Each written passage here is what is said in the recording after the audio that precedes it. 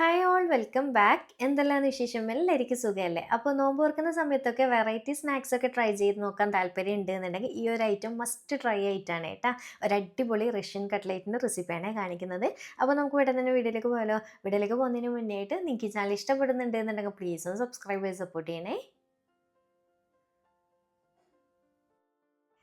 ഇനിയിപ്പോൾ നമ്മുടെ കട്ട്ലറ്റിൻ്റെ ഫില്ലിംഗ് ഉണ്ടാക്കാൻ വേണ്ടിയിട്ട് ഈ ഒരു പാനിലേക്ക് അൺസാൾട്ടഡ് ബട്ടറാണ് ഇട്ട് കൊടുക്കുന്ന ഒരു പീസ് അളവിൽ. അപ്പോൾ ഇതിന് പകരം നിങ്ങൾക്ക് സൺഫ്ലവർ ഓയിൽ ഉപയോഗിക്കട്ടെ, ഏതാണ് ഇഷ്ടമുള്ളത് എടുത്താൽ മതി. ഇനിയിപ്പോൾ ഇതിലേക്ക് ഇഞ്ചി, വെളുത്തുള്ളി, പച്ചമുളക് മൂന്നും കൂടി ഒന്നിച്ച് ചതച്ചിട്ടാണ് ഇട്ട് കൊടുക്കുന്നത്. 3 പച്ചമുളകും എടുത്തിട്ടുണ്ട്, ഒരു 3 അല്ലി വെളുത്തുള്ളി, ഒരു കുഞ്ഞു പീസ് അളവിൽ ഇഞ്ചി ഇട്ടിട്ട് എല്ലാം കൂടി ചതച്ചിട്ട് ഇതുപോലെ ബട്ടറിൽ നല്ലപോലെ ഒന്ന് വഴറ്റിയെടുക്കട്ടെ, അതിൻ്റെ ഒരു പച്ച ടേസ്റ്റ് മാറി കിട്ടുന്നവരെ.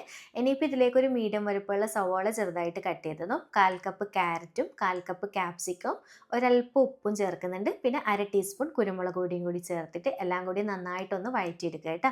ഒരുപാട് ഓവർ സോഫ്റ്റ് ആവൊന്നും വേണ്ട, ഒരു പകുതി വേവിലൊന്ന് വഴറ്റിയെടുത്താൽ മാത്രം മതി. അപ്പോൾ ഇതാ വെജീസൊക്കെ ഈ ഒരു രീതിയിൽ ഒന്നങ്ങ് വാടി വന്നതിന് ശേഷം 1.5 ടേബിൾ സ്പൂൺ മൈദയാണ് ഇട്ട് കൊടുക്കുന്നത്. ഫ്ലെയിം കുറച്ച് വെച്ചിട്ട് കണ്ടിന്യൂസ് ആയിട്ട് 1-2 മിനിറ്റ് ഒന്ന് മിക്സ് ആക്കിക്കൊണ്ട് നിൽക്കുക. അത് പൊടി നന്നായിട്ട് മൂത്ത് വരുന്നവരെ ഒന്ന് വഴറ്റിയെടുക്കുക. ഇനിയിപ്പോൾ ഇതിലേക്ക് 1/4 കപ്പ് പാല് ചേർത്ത് കൊടുക്കുന്നുണ്ട്. എന്നിട്ട് നന്നായിട്ടൊന്ന് മിക്സ് ആക്കി കൊടുക്കുന്നുണ്ട്. പാലൊന്ന് നല്ലപോലെ തിക്കായി വരും കേട്ടോ, ചൂടായി തുടങ്ങുമ്പോൾ തന്നെ.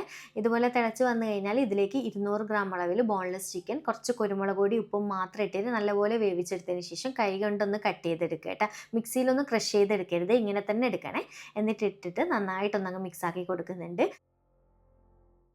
അപ്പോൾ സോസ് ഇതുപോലെ ഇളക്കി ഇളക്കിക്കൊണ്ട് നിൽക്കുക കേട്ടോ. ആ ഒരു സമയത്ത് തിക്കായി തിക്കായി വരുന്നത് നിങ്ങൾക്ക് കാണാൻ പറ്റുന്നുണ്ടാവും. അപ്പോൾ ഇത് അത്യാവശ്യം നല്ലപോലെ ഈ ഒരു രീതിയിലൊന്ന് തിക്കായി ചെറിയ രീതിയിൽ കളറൊക്കെ ഒന്ന് മാറി വരാൻ തുടങ്ങുമ്പോൾ ഇതിലേക്ക് ചെറുതായിട്ട് കട്ട് ചെയ്തിട്ട് മല്ലിയില ഇട്ട് കൊടുക്കുന്നുണ്ട്. പിന്നെ ഒരു ഉരുളക്കിഴങ്ങ് കുറച്ച് ഉപ്പും വെള്ളവും മാത്രം ഒഴിച്ചിട്ട് വേവിച്ചെടുത്തതിന് ശേഷം നന്നായിട്ട് ഉടച്ചെടുത്തിട്ടുള്ളതാണ്. അതും കൂടി ഇട്ടിട്ട് നന്നായിട്ടൊന്നങ്ങ് മിക്സ് ആക്കി കൊടുക്കട്ടെ, എല്ലാ സൈഡിലും എത്തുന്ന രീതിയിൽ. ഇനിയിപ്പോൾ ഫ്ലെയിം ഓഫ് ചെയ്ത് വെക്കുക. അപ്പോൾ നിങ്ങൾക്ക് ഇപ്പം കാണുമ്പോൾ തന്നെ മനസ്സിലാവില്ല, പാനിൽ നല്ല ഒന്ന് വിട്ട് വരുന്ന നല്ലൊരു തിക്കായിട്ടുള്ള പരുവായിട്ടുണ്ട് കേട്ടോ. ഇനിയിപ്പോൾ ഫ്ലെയിം ഓഫ് ചെയ്തിട്ട് നല്ലപോലെ ചൂടാറാൻ വേണ്ടി മാറ്റി വെക്കണേ. ആ ഒരു സമയത്ത് നന്നായിട്ട് ചൂടാറി കഴിഞ്ഞാൽ നമുക്ക് ഷേപ്പ് ചെയ്തെടുക്കാൻ പറ്റുന്ന പാകത്തിനായിട്ട് കിട്ടും. അപ്പോൾ ഇത്രയേ ഉള്ളൂ. ഞാൻ ഫ്ലെയിം ഓഫ് ചെയ്തിട്ട് സൈഡിലേക്ക് മാറ്റി വയ്ക്കാം. അങ്ങനെ ഇതാ നമ്മുടെ ഫില്ലിങ് നന്നായിട്ട് ചൂടാറിയതിന് ശേഷം ഒരു ബൗളിലേക്ക് മാറ്റി കൊടുത്തിട്ടുണ്ട്. ഇനി നിങ്ങൾക്ക് ഇഷ്ടമുള്ള ഷേപ്പിൽ കട്ട്ലേറ്റ് ഒന്ന് ഷേപ്പ് ചെയ്തെടുക്കേണ്ട പരിപാടിയേ ഉള്ളൂ കേട്ടോ. അഥവാ ഇതുപോലെ ഇപ്പം ഞാൻ കുറച്ച് കയ്യിൽ ഓയിൽ തടവിയിട്ടാണ് ഷേപ്പ് ചെയ്തിട്ട് കൊടുക്കാൻ പോകുന്നത്. അഥവാ നിങ്ങൾക്ക് ഇതുപോലെ നല്ല രീതിയിൽ ഷേപ്പ് ചെയ്തെടുക്കാൻ പറ്റുന്നില്ല എന്നുണ്ടെങ്കിൽ, ഒട്ടിപ്പിടിക്കുന്ന പരിവാണെന്നുണ്ടെങ്കിൽ ഒരു 1-2 സ്ലൈസ് ബ്രെഡ് എടുക്കുക. മിക്സിയിലൊന്ന് ക്രഷ് ചെയ്തിട്ട് ബ്രെഡ് ക്രംസ് ആക്കി എടുത്തതിന് ശേഷം ഈ ഒരു ഫില്ലിങ്ങിലേക്ക് ഇട്ടിട്ട് നന്നായിട്ടൊന്ന് കുഴച്ച് കൊടുത്താൽ മതി കേട്ടോ. ആ ഒരു ഒട്ടിക്കിട്ടുന്ന പരിവാങ്ങ് മാറി കിട്ടിക്കോളും. അത് വേണമെന്നുണ്ടെങ്കിൽ മാത്രം ചെയ്താൽ മതി, ഓപ്ഷണലാണ്. അങ്ങനെ ഇതാ എൻ്റെ ഈ ഒരു രീതിയിൽ ഞാൻ ഷേപ്പ് ചെയ്തെടുത്തിട്ടുണ്ട് കേട്ടോ. നിങ്ങൾക്ക് ഇഷ്ടമുള്ള റൗണ്ടിലോ എങ്ങനെയും ചെയ്തെടുക്കട്ടെ, കട്ട്ലേറ്റ് എങ്ങനെയായാലും കുഴപ്പമൊന്നുമില്ല. അങ്ങനെ ഇതാ അത്യാവശ്യം കട്ടിയോട് കൂടി തന്നെ ഈ ഒരു രീതി ചെയ്തെടുത്തിട്ടുണ്ട്. ഇത്രയേ ഉള്ളൂ. ബാക്കിയുള്ളത് മൊത്തത്തിൽ ഇതാ ഞാൻ ഇതുപോലെ ഷേപ്പ് ചെയ്തെടുത്തിട്ടുണ്ട്. അപ്പോൾ ഈ ഒരു മാവിൻ്റെ അളവിൽ എനിക്ക് ഇത്ര കട്ട്ലേറ്റാണ് കേട്ടോ കിട്ടിയിട്ടുണ്ടായത്. അപ്പോൾ കട്ട്ലേറ്റ് ഡിപ്പ് ചെയ്തെടുക്കാൻ വേണ്ടിയിട്ട് ഇതാ മുട്ടയുടെ മിക്സ് റെഡിയാക്കി എടുക്കണം. മിക്സിയുടെ ജാറിലേക്ക് 2 മുട്ടയിലേക്ക് 1 ടേബിൾ സ്പൂൺ കോൺഫ്ലവറും 1-2 പിഞ്ച് ഉപ്പും ചേർത്തിട്ട് ഒരു 2-3 ടേബിൾ സ്പൂൺ പാലും കൂടി ചേർത്തിട്ട് നന്നായിട്ടൊന്ന് അടിച്ചെടുത്തതിന് ശേഷം ഞാനിത് ബൗളിലേക്ക് ഒഴിച്ചു കൊടുത്തിട്ടുണ്ട്. പിന്നെ ഇതിൽ നമ്മൾ സാധാരണ കട്ട്ലേറ്റിൽ ബ്രെഡ് ക്രംസിൽ കോട്ട് ചെയ്തെടുക്കാം. പക്ഷേ ഇതിൽ റഷ്യൻ കട്ട്ലേറ്റിൽ നമ്മൾ സേമിയാണ് കേട്ടോ കോട്ട് ചെയ്തെടുക്കാം. അപ്പോൾ സേമിയ വാങ്ങിക്കുമ്പോൾ നല്ല നീര് സേമിയ കിട്ടാനുണ്ടല്ലോ, അതാണ് വേണ്ടത്, എങ്കിലേ ടേസ്റ്റ് ഉണ്ടാവുക കൂടുതൽ.